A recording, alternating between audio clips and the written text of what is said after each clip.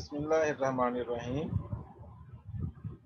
زوجہ رسول صلی اللہ علیہ وسلم ام المؤمنین حضرت عائشہ صدیقہ رضی اللہ عنہا سیرت و کردار کا بے مثال اور تاریخ ساز باب۔ تحریر مولانا مجیب الرحمان انقلابی۔ حضرت عائشہ صدیقہ رضی اللہ تعالی عنہا وہ خوش قسمت ترین عورت ہیں کہ جنہیں حضور صلی اللہ علیہ وسلم کی زوجہ محترمہ اور ام المؤمنین ہونے کا شرف اور ازواج مطہرات میں ممتاز حیثیت حاصل ہے۔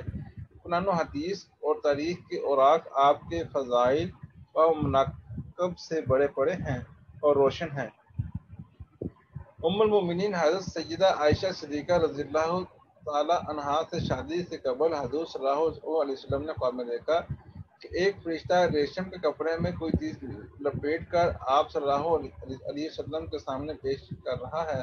پوچھا کیا ہے؟ جواب دیا کہ آپ صلی اللہ علیہ وسلم کی زوجہ محترمہ سیدہ عائشہ رضی اللہ تعالی عنہا ہیں۔ صحیح بخاری مناقب عائشہ رضی اللہ تعالی عنہا۔ ام المؤمنین حضرت سیدہ عائشہ صدیقہ رضی اللہ تعالی عنہا فرماتی ہیں کہ اللہ تعالیٰ نے مجھے چند باتیں ایسی عطا فرمائی ہیں جو دنیا میں میرے سوا کسی کو عطا نہیں ہوئی۔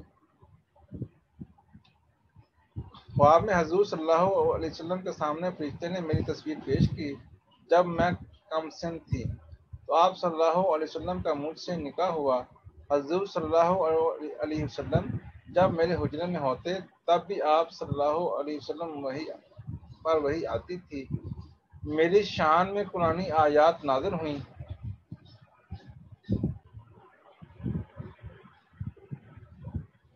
میں نے حضرت جبرائیل علیہ السلام کو اپنی کھلی آنکھوں سے دیکھا ہے۔ آپ صلی اللہ علیہ وسلم نے میری ہی گود میں سر مبارک رکھتے ہوئے وفات پائی۔ مستدرک کے حاکم۔ آپ صلی اللہ علیہ وسلم کو حضرت عائشہ صدیقہ رضی اللہ تعالی عنہا سے بہت محبت تھی۔ ایک مرتبہ حضرت عمرو بن عاص رضی اللہ تعالی عنہ نے حضور صلی اللہ علیہ وسلم سے دریافت کیا، آپ صلی اللہ علیہ وسلم دنیا میں سب سے زیادہ کس کو محبوب رکھتے ہیں؟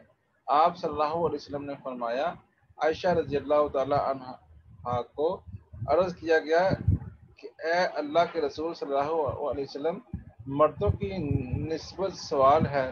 فرمایا کہ عائشہ کے والد ابوبکر صدیق کو۔ صحیح بخاری۔ حضرت عائشہ صدیقہ رضی اللہ تعالی عنہا کا شانہ نبوت میں حرم نبوی کی حیثیت سے داخل ہونے کے بعد قرآن مجید کا ایک بڑا حصہ نازل ہوا۔ آپ رضی اللہ تعالی عنہا کو کم و بیش 10 سال حضور صلی اللہ علیہ وسلم کے ساتھ رہنے کا شرف حاصل ہوا۔ حضرت عائشہ صدیقہ رضی اللہ تعالی عنہا کو علوم دینیہ کے علاوہ تاریخ، ادب اور طب کے علوم میں بھی کافی مہارت تھی، غرضیہ کہ اللہ رب العزت نے آپ رضی اللہ تعالی عنہا کی ذات اقدس میں علم انصاب، شعر و شاعری، علوم دینیہ، ادب، تاریخ اور طب جیسے علوم جمع فرما دیے تھے۔ حضرت عائشہ صدیقہ رضی اللہ تعالی عنہا عبادت الہی میں اکثر مصروف رہا کرتی تھیں۔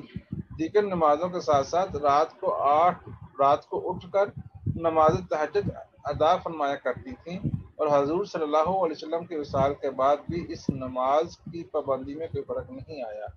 حضور صلی اللہ علیہ وسلم نے ایک سوال کے جواب میں فرمایا کہ عورتوں کے لیے حج ہی جہاد ہے، اس لیے حضرت عائشہ صدیقہ رضی اللہ تعالی عنہا حج کی بہت زیادہ پابندی فرمایا کرتی تھیں اور تقریباً ہر سال حج کے لیے تشریف لے جاتی۔ بخاری شریف۔ آپ رضی اللہ تعالی عنہ میں اصرار کا جذبہ بھی بہت زیادہ پایا جاتا تھا۔ ام المؤمنین حضرت سیدہ عائشہ صدیقہ رضی اللہ تعالی عنہا کے اخلاق کا سب سے ممتاز جوہر ان کی طبی، پیادی اور کشادہ دستی تھی۔ خیرات میں تھوڑے بہت کا لحاظ نہ کرتی، جو موجود ہوتا سائل کی نظر کر دیتی۔ ایک دفعہ حضرت عائشہ رضی اللہ تعالی عنہا نے پوری 70,000 کی رقم خدا کی راہ میں دے دی اور دوپٹے کا گوشہ چھاڑ دیا۔ حضرت امیر معاویہ رضی اللہ تعالی عنہ نے ایک مرتبہ 1,00,000 درہم بھیجے، شام ہونے تک سب محتاجوں کو دے دلا دیا۔ حضرت ابن زبیر رضی اللہ تعالی عنہ نے ایک دفعہ 2 بڑی تھیلیوں میں 1,00,000 کی رقم بھیجی،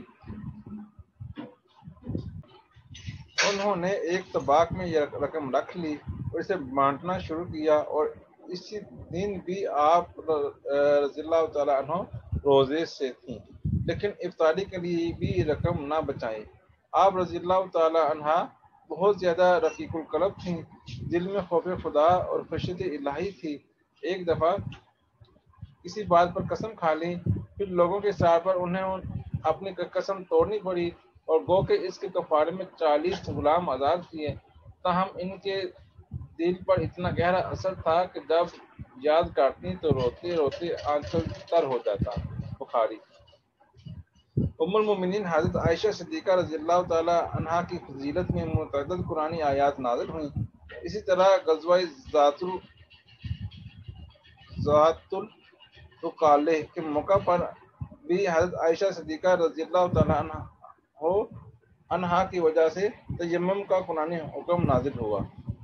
ام المومنین حضرت سیدہ عائشہ صدیقہ رضی اللہ تعالی عنہا کا امت مسلمہ پر بہت بڑا احسان ہے کہ ان کے مبارک واسطے سے امت کو دین کا بڑا حصہ نصیب ہوا۔ صحابہ کرام رضی اللہ تعالی عنہ کی ربانی جماعت کے وہ قابل فخر ناز افراد جنہوں نے حضور صلی اللہ علیہ وسلم کے ارشادات و فرمودات اور آپ صلی اللہ علیہ وسلم کے حرکات و سکنات اور آپ کے معمولات کثرت سے نقل کیے۔ علم حضرت سیدہ عائشہ رضی اللہ تعالی عنہا کا 6 نمبر ہے۔ حضرت ابو موسیٰ اشعری رضی اللہ تعالی عنہ فرماتے ہیں کہ ہم اصحاب رسول صلی اللہ علیہ وسلم کو کوئی ایسی مشکل کبھی پیش نہیں آئی اس کے متعلق ہم نے حضرت عائشہ رضی اللہ تعالی عنہا سے پوچھا ہو اور ان کے پاس اس کے بارے میں کوئی معلومات ہمیں نہ ملی ہوں۔ امام ظاہری رحمۃ اللہ علیہ فرماتے ہیں کہ حضرت عائشہ صدیقہ رضی اللہ تعالی عنہا تمام لوگوں میں سب سے زیادہ عالم تھیں۔ بڑے بڑے صحابہ رضی اللہ تعالی عنہم ان سے پوچھا کرتے تھے۔ حضرت سیدہ عائشہ صدیقہ رضی اللہ تعالی عنہا کی عمر 67 سال کی ہو چکی تھی۔ رمضان المبارک میں آپ رضی اللہ تعالی عنہا بیمار ہوئیں اور چند روز علالت کا سلسلہ جاری رہا۔ زمانہ علالت میں جب کوئی مزاج پرسی کرتا تو فرماتی اچھی ہوں۔ ابن سعد۔ رمضان المبارک 58 ہجری کی رات سرکار دو عالم صلی اللہ علیہ وسلم کی زوجہ محترمہ اور تمام مسلمانوں کی ماں حضرت عائشہ صدیقہ اپنے فرزندوں پر بے شمار احسانات کی بارش فرما کر دنیا فانی سے رخصت ہو گئیں۔ آپ رضی اللہ تعالیٰ عنہ کو وصیت کے مطابق جنت البقیع میں دفن کیا گیا۔ سیرت عائشہ پر رضی اللہ تعالیٰ عنہ پر ایک نظر۔ آپ کا نام عائشہ جبکہ صدیقہ، ام المومنین اور حمیرہ کے القاب سے شہرت پائی۔ والد کا نام ابو بکر صدیق رضی اللہ تعالیٰ عنہ اور والدہ کا اسم مبارک ام رومان رضی اللہ تعالیٰ عنہ تھا۔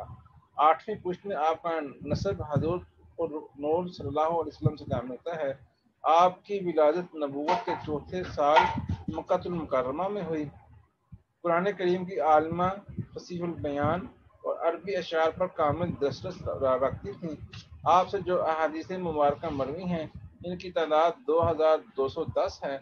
آپ کے مناقب میں تیمم کا حکم نازل ہونا بھی ہے۔ رمضان سن 58 ہجری میں انتقال فرمایا اور وصیت کے مطابق جنت البقیع میں تدفین عمل میں آئی۔ علم و دانائی کی باتیں۔ ام المومنین سیدہ عائشہ رضی اللہ تعالی عنہا نے فرمایا، کم کھانا تمام بیماریوں کا علاج ہے اور شکم سیدھی بیماری کی جڑ ہے۔ ایمان کی خاطر زیادہ خرچ کرو کہ یہ اسراف نہیں۔ عبادتوں میں افضل ترین عبادت عاجزی ہے۔